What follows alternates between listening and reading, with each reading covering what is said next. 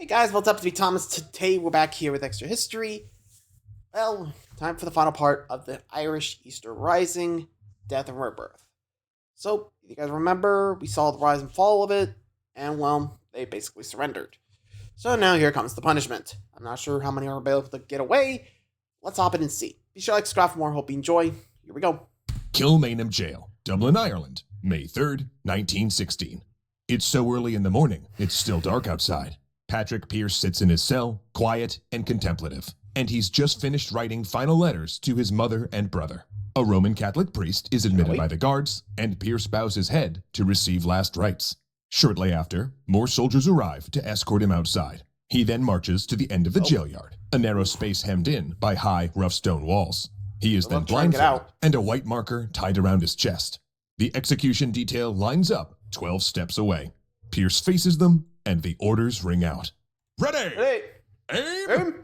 Fire! In a nearby cell, Patrick Pearse's younger brother William hears the echoing report of his brother's execution. There it goes. In less than 24 hours, he will stand in the same spot and suffer the same fate.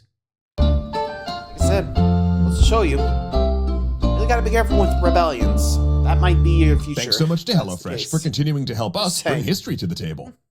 In the aftermath of the Easter Rising, British authorities arrested thousands of Irish nationalists. Crowds of Dubliners jeered as some British soldiers led them off, calling them murderers for the bloodshed they'd brought into the city streets. Army courts tried a total of 187 nationalists in legal proceedings that broke a number of British laws. They were held in private, without allowing the accused any legal defense, and some of the military officers serving as judges had even fought against the Rising. Due to the imposition of martial law, the British military commander in Ireland, General Sir John Maxwell, knew he'd be able to punish the rebels with impunity. He was assisted in this by General Charles Blackadder, and both men were determined to punish the nationalists as swiftly as possible, regardless of public opinion or even the will of the government. Of the 187 men tried, 90 were sentenced to death, 75 of which eventually had their sentences commuted, but 14 suffered the ultimate punishment, with firing squads conducting the grim work in the yard of Kilmainham Jail. Patrick Pearse was shot on the first day of the executions. 2 other nationalists died within minutes of him, and 4 others, including William Pearse, were shot the day after. And for 5 days, between May 3rd and May 12th, the rifles boomed, with each of the rebels facing death without flinching. Now, Maxwell claimed that only the ringleaders of the Rising and those who had killed in cold blood were executed, but that wasn't entirely true. William Pearse, for example, had only worked as his brother's aide, had not been involved in planning or leading the rebellion, nor had he killed anyone. Nevertheless, he suffered his brother's fate. As the... Oh boy. Well, if you guys know how things go here, punish them too severely and people are gonna rise up for cruelty. I'm just saying. They rebel because of your, government's cruelty to the Irish. You're not really helping, stagnate that stereotype. I'm just saying. It's not gonna work out well. I mean, I've seen that with Polycarpa. Now, we're seeing it here. The executions continued. The public's mood began to markedly change. Apathy toward the Rising was replaced by dismay at the military's actions, both in suppressing the revolt and the clearly unfair trials. Stoked by international pressure and members of the press sympathetic to the nationalist cause, this unrest quickly swelled into a fury. While most of Ireland hadn't wished to take up armed struggle, there was still widespread sympathy for the nationalist cause, and this rapidly translated into sympathy for these failed rebels. On the other side of things, the British government was similarly concerned with General Maxwell's handling of the affair, because it was feared that as they killed the rebels one by one, the leaders of this rising were being transmuted into martyrs, meaning in death the rebellion and its leaders were achieving what they'd failed to do in life, rousing Ireland to rebellion. By May 12th, even Unionist Irish politicians were calling for the executions to stop. On that day, James Connolly faced the firing squad, the 14th nationalist to do so, and, due to public pressure, he would be the last, at least for the time being. But as the echoes of that final rifle volley faded within Kilmainham's stone walls, the silence left suggested not an ending, but a new beginning. In August, the diplomat Roger Casement was also sentenced to death. Despite not having taken up arms himself in the Rising, his work procuring weapons and recruits in America and Germany saw him convicted Yeah, I'm of not treason. surprised that's Oddly happening. enough, an obscure legal loophole relating to the placement of a specific comma in a statute was comma? used Really? to ensure a death sentence, to which Really? Casement commented wryly Wow. that he was to be hanged on a comma. He was executed August 3rd.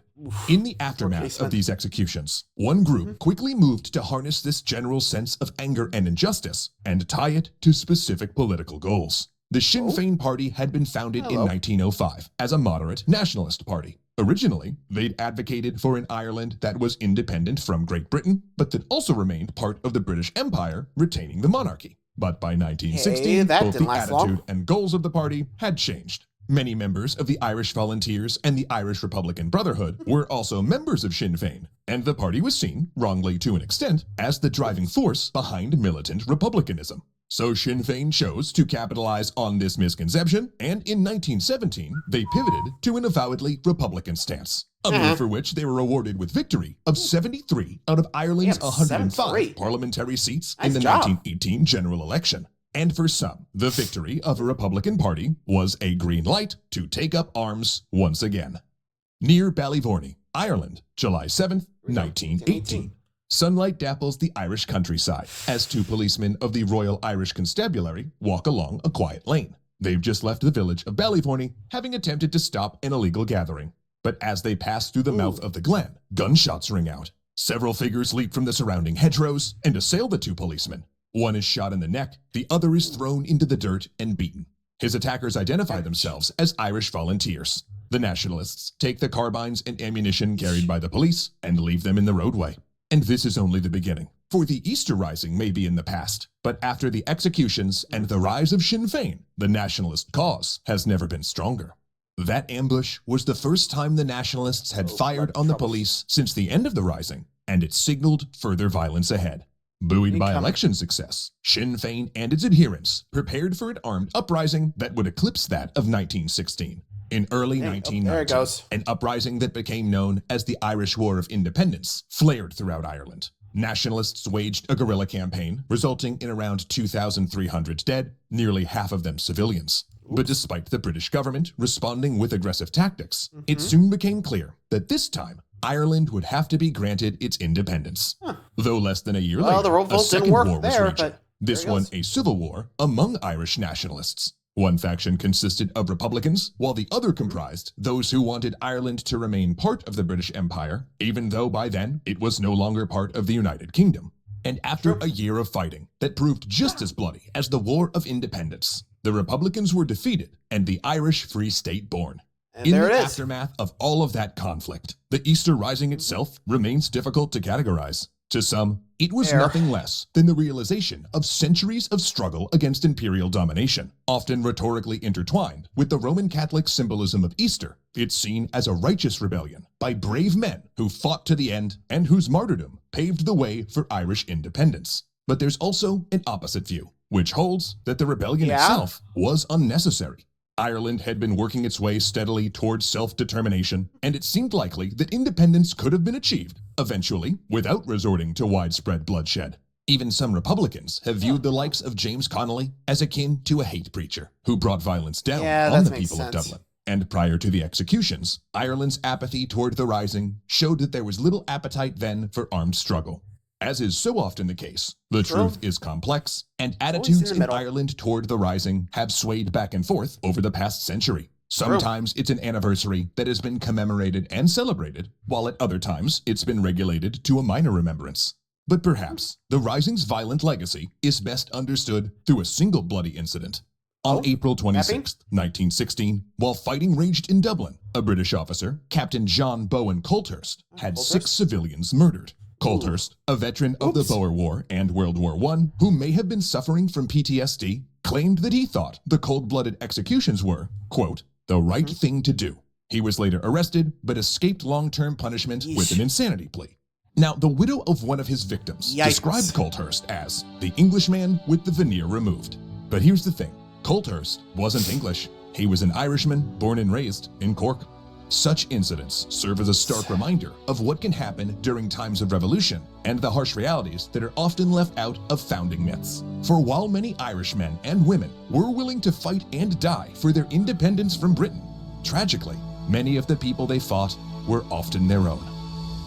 Well, Zoe? Yeah, that goes to revolts. I mean, sometimes you fight for your people, sometimes you're fighting against it. In that case, it was against. Whoops. Anyway, let me know what you guys think of that video. Until next time, adios.